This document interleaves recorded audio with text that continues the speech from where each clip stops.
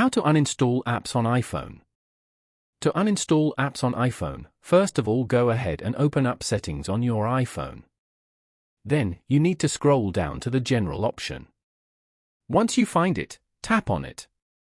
From here, you will be able to manage your overall setup and preferences for iPhone, such as software updates, device language, CarPlay, AirDrop, and more. Then, you need to go to the iPhone storage option. Once you're in, you will see the update on your storage. Now, scroll down and tap on Show All to view all the apps. Select an app from the list. Tap on it. Then, tap on this Offload app option to free up storage used by the app. Proceed by tapping on the Offload app button. You can also reinstall the app just by tapping on the Reinstall app button over here.